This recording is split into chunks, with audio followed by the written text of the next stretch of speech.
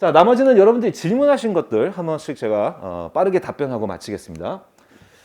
월별로, 그러니까 월별이라고 여러분들은 질문 올리셨지만 모든 수험이 마찬가지예요. 이거는 뭐 변호사 시험이든 변리사 시험이든 공인중개사 시험이든 모든 수험 공부는 3개의 기간으로 나눠져 있어야 합니다.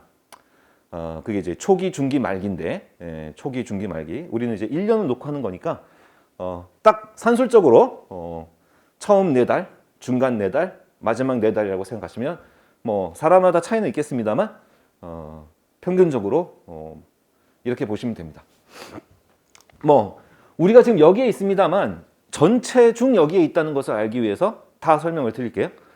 일단, 1월에 시작하셨던, 2월에 시작하셨던, 5월이 되기 전까지 4월 말까지를 초기라고 할 수 있고요.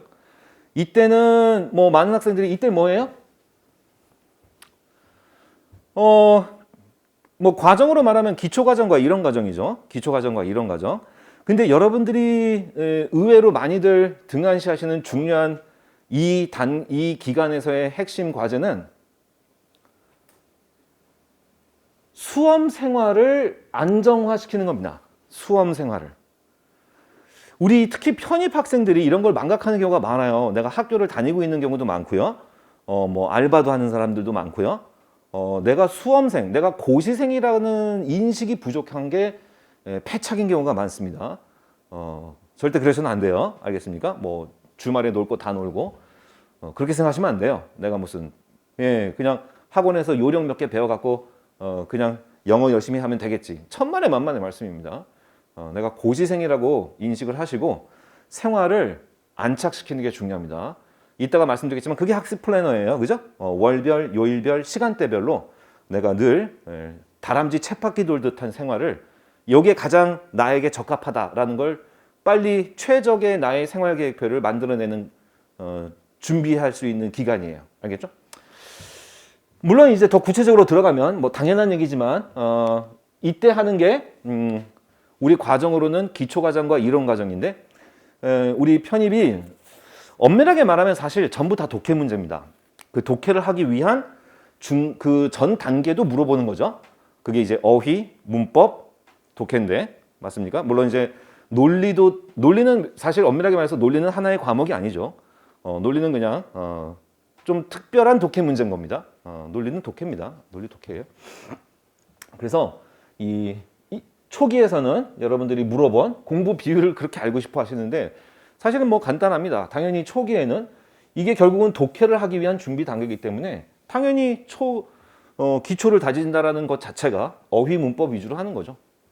저는 그동안 제가 20년 동안 편입 학생들을 쭉 보고 듣고 경험하고 한 바에 의하면 이게 사람마다 다르기 때문에 일률적으로 말할 수는 없습니다만 평균적으로 가장 이 정도면은 무난하다라고 할 수 있는 누구에게나 크게 틀리진 않다라고 말할 수 있는 비율이 초기에는 어휘 문법 7대 논리 독해 3이 맞습니다. 예, 맞아요. 뭐 사실은 이 73이라는 숫자만 기억하시면 돼요. 초기에는 어휘 문법이 7이고요. 중기에는 지금부터죠.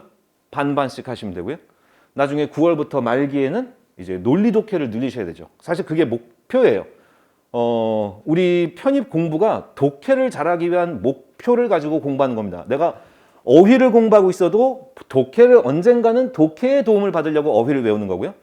내가 문법 공부를 하고 있어도 이것이 독해의 도움을 받기 위해서 문법 공부를 하고 있다고 생각하셔야 돼요. 알겠습니까? 뭐 논리는 독해와 동일한 거니까 말할 필요도 없고요. 자, 그 다음에 과목별 단권화를 말씀드리고 싶은데 당연히 이제 여러분이 우리 해커스는 이제 이론 교재가 정말 전국의 모든 학원 중에서 최고로 좋습니다. 제가 강의 안 해본 학원이 없다 그랬죠?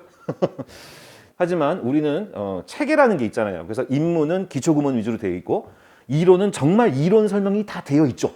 그죠? 네, 정말 이론을 가르쳐 줍니다.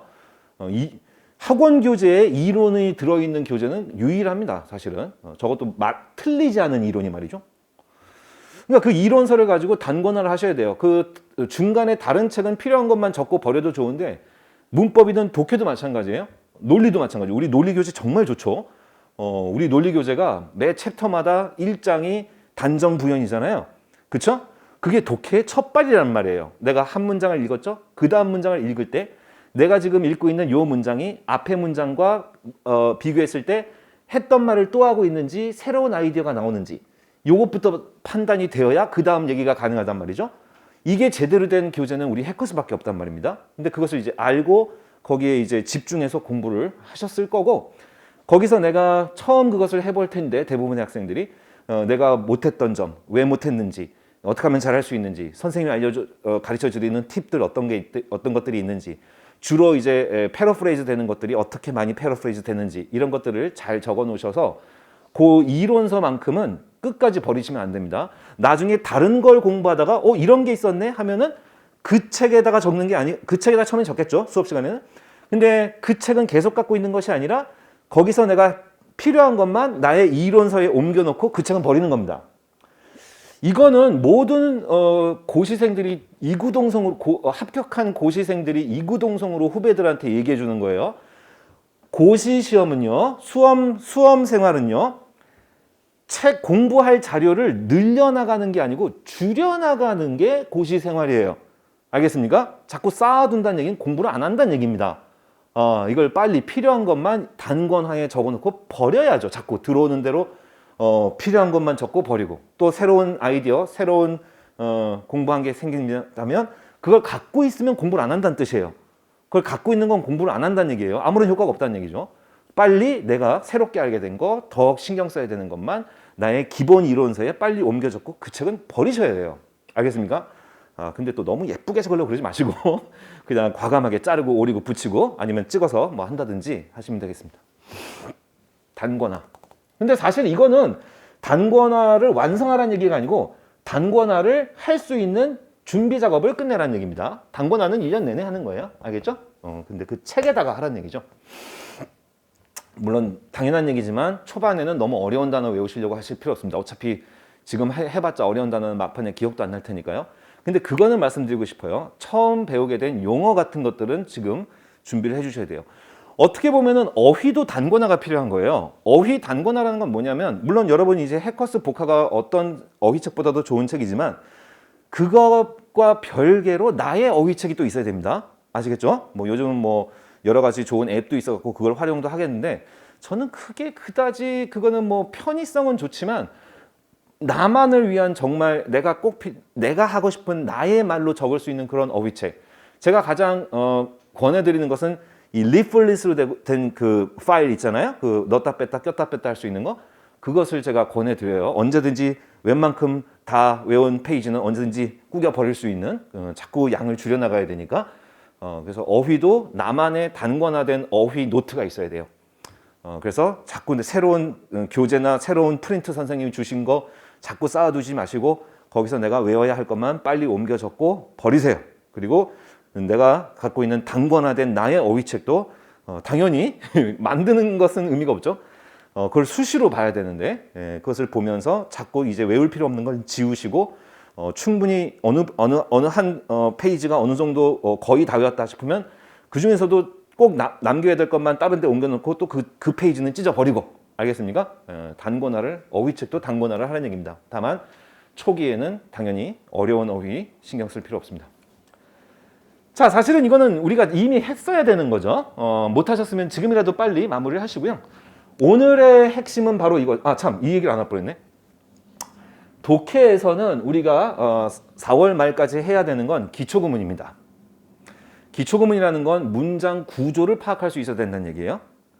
지금 이제 5월로 넘어가면 실력 향상을 해야 할 시기인데 아직도 타동사나 전치사로 끝났으면 그게 관계대명사절인 줄을 모른다.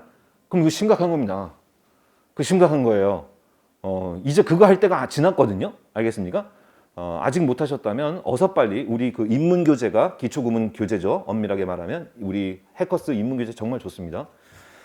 아니면 그게 안 되셨다면 어떤 뭐 책을 구하시든 어떤 뭐 강좌를 구하시든 간에 우리가 중반기, 물론 이제 딱히 정해진 건 아니에요. 뭐 사람마다 좀 늦게 시작한 사람은 저는 7월부터 중기라고 봐야 될 것 같아요. 뭐 그럴 수도 있겠죠. 어쨌든 이거는 그냥 스탠다드니까 그렇게 이해해 주시면 되는데, 어쨌든 자기가 이제 중기로 접어든다고 하기 전까지는 최소한 기본적인 뭐 5형식이면 당연한 얘기고 기본적인 영어 문장 구조, 뭐 이게 이때 강조 구문이냐 가저 진조 구문이냐 이 정도는 한눈에 파악할 수 있어야 되죠. 알겠습니까? 예. 그런데 우리가 지금은 여기에 있단 말이죠. 앞으로 4개월 정도가 이게 스탠다드로 봤을 때 중기라고 부를 수 있는 기간인데 아까도 말씀드렸듯이 이때 우리의 핵심 과제는 이제 실력을 향상시키는 겁니다. 어떻게 하면 실력을 향상시킬 수 있죠? 예. 근데 문제는 그냥 실력을 향상시키는 게 아니라 우리가 그냥 막 무턱대고 조금 더 어려운 걸로 공부하면 내 실력이 좋아질 거라고 착각하시는 분들이 많아요. 절대 그렇지 않습니다. 알겠죠? 절대 그렇지 않아요. 자기 수준에 맞는 난이도로 공부를 하셔야 되는데 또 그게 또 거기서 또 한 가지 중요한 게 우리가 각 그 영역별로 밸런스도 맞아야 되고요. 뭐 문법만 어려운 걸 하고 있고 독해 논리는 쉬운 걸 하고 있다든지 and vice versa 아니면 또 그 반대라든지 그것도 다 문제가 있는 거죠. 그것을 해결할 수 있는 가장 좋은 방법은 공부량도 5대5가 되어야 되고요. 역시 예, 원샷 독해 강좌를 들으시면 됩니다. 왜냐하면 아까도 말씀드렸듯이 우리는 경쟁이에요 지금. 뭐 이때 나만 열심히 공부합니까? 나만 실력 향상, 나만 지금 심학습으로 넘어가는 게 아니에요. 전국의 모든 편입 수험생들이 이때부터는 난이도를 높여서 실력 향상을 도모하고 있는 기간입니다. 그럼 내가 어떻게 하면 그들을 이길까요? 똑같은 시간, 비슷한 교재를 가지고 비슷한 지능을 가지고 이길 수 없죠. 다른 걸로 배우셔야죠. 아까도 말씀드렸듯이 서로 유기적으로 융합시켜 놓은 실력 향상 속도를 빠르게 앞당길 수 있는 그런 강좌를 선택하실 걸 권해요. 물론 단어도 이제부터는 뭐 당연한 얘기지만 중고급 어휘를 외우셔야 되는데 그럼 중고급 어휘가 뭐냐? 그럼 뭐 이제 선생님 강좌에 맡겨야죠. 선생님이 이제부터는 이런 걸 외워라 하고 자료를 주시는 게 있을 텐데 저 같은 경우에는 그게 원샷 독해 강좌에 들어있다 이거죠. 그리고 아까도 말씀드렸듯이 이제부터 우리가 진짜 해야 될 것은 아직 오픈이 안 됐어요. 근데 5월 중에 오픈이 될 건데 어쨌든 그거는 이제 9월 전까지 완성하면 되니까 뭐냐 하면 영어를 한국어 읽듯이 읽으셔야 됩니다. 구문 공부가 돼야 돼요. 그러니까 우리가 아까 전반기에 기초 구문을 얘기하는 건 뭐냐면 영어의 문장 구조를 파악할 수 있어야 된다는 얘기고요. 이제 중반부터 정말 실력을 향상시키기 위한 구문 학습은 뭐가 구문 학습이냐면 아까도 말씀드렸듯이 해석이 돼야 됩니다. 해석이. 알았죠? 그냥 구조 파악만 된다고 끝나는 것이 아니라. 그래서 또 저가 준비하고 있는 강좌는 그게 핵심 구문이다. 5월 달 중으로 인강으로 서비스가 될 겁니다. 정말 열심히 찍고 있어요. 여기다가 태블릿으로 막 그려가면서 정말 내가 무슨 웹툰 작가가 된 기분입니다. 한번 강좌를 들어보십시오. 되게 신기할 거예요. 색색별로 막 바꿔가면서 어떻게 하냐면 영어 문장을 놓고 나서 거기 밑에 표준 한국어 번역을 놓고 나서 요 한국어 맞춤법 하나까지 하다못해 여기 니은이 어디서 왔느냐 그거 영어의 원전에서 일일이 다 1대1 대응시켜갖고 규명해 나가는 겁니다. 어떨 때 이렇게 번역해야 되고 하는지 말이죠. 예, 아주 재밌을 거예요. 전 세계에 없는 유일한 강좌일 겁니다. 아마. 자, 여기까지인데요. 우리가 이제 9월에 사실 또 이때쯤에 전략 특강을 또 하겠죠. 그때 저는 똑같은 PPT를 가지고 똑같은 말씀을 드릴 겁니다. 당연히 이제 마무리해야 할 단계고 마무리라는 것은 어차피 우리 편입 모든 문제가 독해를 위한 것이고 독해는 논리도 결국은 독해입니다. 당연히 논리 독해 위주로 9월이 되기 전에 이미 사실은 공부 비율이 전환이 되어 있어야 하겠습니다. 뭐 예전부터 그랬지만 점점 더 날이 갈수록 심해지니까요. 이제는 뭐 거의 모든 학교가 독해 논리 100점으로 말이죠. 7, 80점 혹은 그 이상이잖아요. 대부분의 학교가 점점 더 그게 심해지고 있어요. 결국은 독해 논리만 할 줄 알면 된다는 건데 당연히 양을 늘리셔야 되겠죠. 당연히 기출문제 풀어볼 거고 이건 더 자세한 얘기는 그때 가서 하겠습니다. 알겠죠? 지금은 뭐 여기니까. 예. 학습 플래너 작성 방법은 월별, 요일별로 작성하시는데 여기다가 하나 제가 더 하고 싶은 게 있습니다. 그게 뭐냐면 시간대별도 중요합니다. 그러니까 머리가 잘 돌아갈 때 수학이나 논리 독해 공부하셔야 되고 좀 점심 먹고 배불러서 좀 이렇게 공부가 안 될 때 머리가 잘 안 돌아갈 때 그때 문법이나 어휘 공부 위주로 하실 것을 권해드립니다. 그게 굉장히 중요해요. 시간대별 학습 플랜도 굉장히 중요합니다.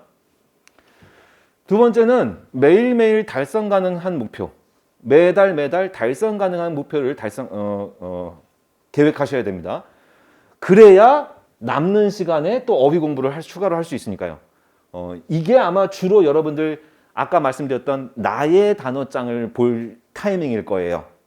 그러니까 하루의 계획을 내가 아주 정말 열공을 해서 겨우 달성할 수 있는 계획을 세워서는 절대 안 돼요. 그게 모든 수험생들, 고시생들의 장수의 지름길입니다.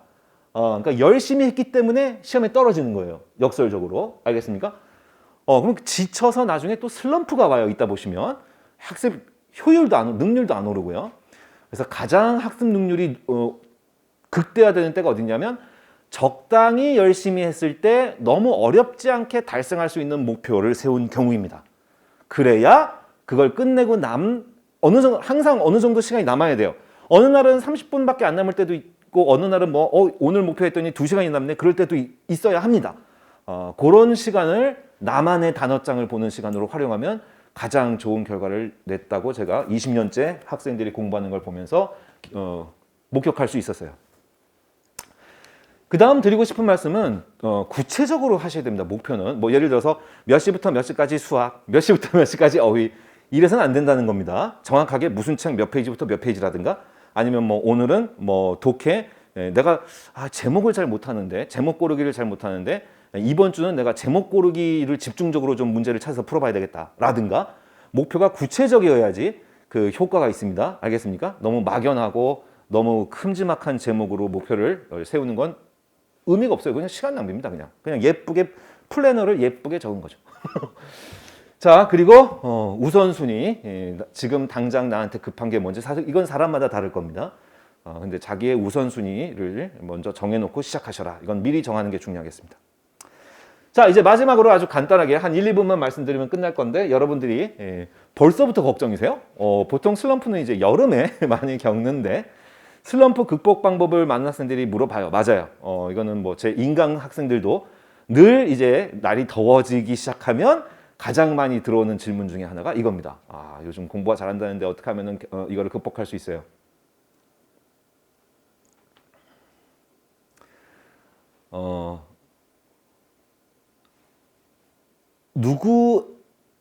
누구에게든지 완벽하게 효과를 발휘할 수 있는 매직 불릿이 있습니다. 그것은 바로 뭐냐면 슬럼프를 극복하는 모두에게 적용될 수 있는 그 방법은 슬럼프라고 인정하지 않는 겁니다.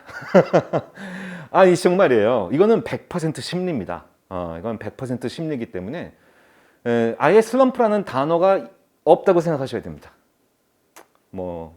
그래서 너무 이상주의적인 말 아닙니까? 네, 하지만 적어도 그런 자세를 갖고 있어야 된다는 거예요. 내가 자꾸 슬럼프 언급을 할수록 오히려 나는 슬럼프의 늪에 빠져들게 하는 겁니다. 이게 영어로 말하자면 이제 self-fulfilling prediction이라고 하는데 자기 스스로를 실현시키는 예언이라는 거죠.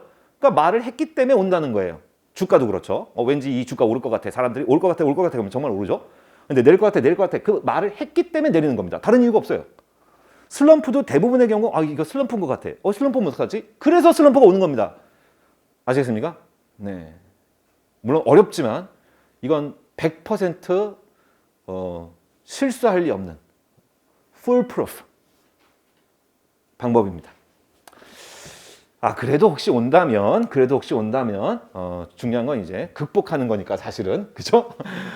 이건 사실 엄밀하게 말하면 극복이 아니라 예방법이죠. 근데 여러분들이 물어본 건 극복법이니까 지금부터가 사실 극복법인데 뭐냐면 이건 과학적인 얘기예요. 과학적인 얘기입니다. 잘 먹고 잘 사셔야 되고 하나 더 더하면 맑은 공기를 쐬시면 됩니다. 과학자들이 한 얘기입니다. 맑은 공기가 뇌에 산소를 충분히 공급해주면 뇌의 활동이 활성화가 돼서 피곤함이라든지 아니면 지루함이라든지 아니면 슬럼프라든지 극복하는데 실질적으로 과학적으로 도움이 된답니다. 그래서 그 영양도 중요하고요. 그렇죠? 예. 그러니까 특히 이제 혼자 뭐 알바하면서 혹은 고시원에 살면서 공부하는 학생들 그 학생들이 특히 좀 문제가 심각한데 정말 우리가 공부와 먹는 거는 엄마들이 괜히 하는 얘기가 아니에요. 과학자들이 과학적으로 증명해낸 얘기입니다. 아시겠어요? 영양을 잘 섭취하셔야 공부도 잘 된다는 거예요. 뇌신경학적으로 무시할 수 없는 정도의 효과입니다. 그리고 아까 플래너 작성할 때 이미 말씀드렸죠. 이게 너무 달성하기 어려운 목표가 오히려 슬럼프를 부른다고. 역으로 슬럼프를 극복하는 방법이 매일매일 달성 가능한 목표라도 해보세요. 그러면 금방 슬럼프가 극복이 될 겁니다. 알겠죠? 너무 과도한 목표를 세우지 마시고. 그리고 이제 사실 그 다음부터는 좀 마지막 한마디는 좀 진부한 얘기지만 저는 뭐 이렇게 막 손발이 오그라들고 예쁜 말 뭐 그런 거 별로 안 좋아하는데 저는 굉장히 논리적인 말만 하기를 좋아하는 사람이지만 맞는 말이면 할게요. 초심을 잃지 않으시면 됩니다. 내가 얼마나 절박한 심정으로 내가 좋은 대학을 나와야 되겠다. 네, 절박한 마음을 잃지 않으시면 네, 슬럼프 사치가 되죠. 네, 사치가 됩니다. 자, 이렇게 해서 여러분들 모든 좋은 결과 있기 바라고요. 우리 결론 기억하시면 됩니다. 언제나 저는 강의를 할 때도 뭔가 복잡한 과정을 다 설명하면서 꼭 마지막에 한마디를 더해주죠. 그래서 우리가 기억할 게 뭐죠? 네, 실력 향상입니다. 한마디만 더하면 가급적이면 유익재 선생님의 원샷 독해 특강 모든 과목을 유기적으로 결합해서 빠른 속도로 영어 실력 향상시켜 줄 수 있는 원샷 독해 특강과 또 구문, 그렇죠? 우리가 어려운 난이도 향상을 위해서는 어려운 영어 문장을 읽어낼 수 있어야 되는데 그거 문법 아무리 열심히 공부해봤자 안 됩니다. 정말이에요. 특히 이게 학원 문법 문제는요. 학원에서 문법 선생님이 내가 문법 선생님을 뭐 비하하는 게 절대 아니고요. 문법 선생님은 자기가 맡은 역할만 잘하시는 거예요. 자기가 맡은 역할은 학생들이 편입 문법 문제를 잘 풀게 해주는 거죠. 맞죠? 예. 근데 그게 독해까지 연결될 수 있게 하는 것은 구문 공부를 하지 않으면 안 돼요. 알겠습니까? 예. 그래서 원샷 독해 특강과 구문 이렇게 두 개 기억해 주시면 고맙겠습니다. 다들 좋은 결과 있길 바라겠습니다. 수고했습니다.